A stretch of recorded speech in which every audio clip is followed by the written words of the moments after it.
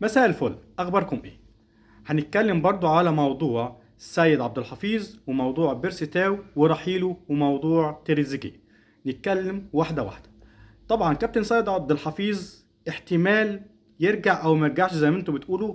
مستحيل يرجع دلوقتي، مستحيل يرجع دلوقتي. هو صرح اصلا قبل كده ان هو عايز يعني يركز في العمل الاعلامي الشخصي الخاص بيه. يعني هو موضوع ان الاهلي يجيبه في الانتقالات الشتويه او هيجيبه في الفتره دي مستحيل. كده هيبين للناس كلها ان اداره الاهلي فشلت في موضوع اداره الكوره. ومستحيل حتى لو الاهلي خسر كل البطولات، الموضوع مستحيل يرجع كابتن سيد عبد الحفيظ دلوقتي. هو عايز يركز في الموضوع الاعلامي الخاص بيه. ده موضوع كابتن سيد عبد الحفيظ. موضوع رحيل بيرسي تاو، احتمال بيرسي تاو ممكن ما يكملش بعد الموسم ده.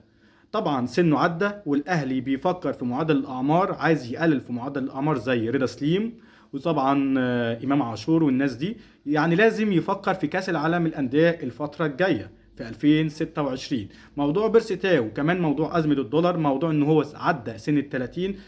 هنشوف إدارة الكورة ولجنة التخطيط هتفكر فيه. موضوع تريزيجيه احتمال إدارة الكورة عرضت على كولر موضوع تريزيجيه، محمود حسن تريزيجيه. محت... يعني بيقولوا إن ممكن إعارة في يناير القادم أو بيع في الموسم الجديد. احتمال، وتريزيجيه اصلا ما عندوش مانع يرجع النادي الاهلي تاني. دي الكواليس الموجوده على طاوله لجنه التخطيط واداره النادي الاهلي. ده اللي عندي دلوقتي، اشوفكم فيديو جديد. سلام.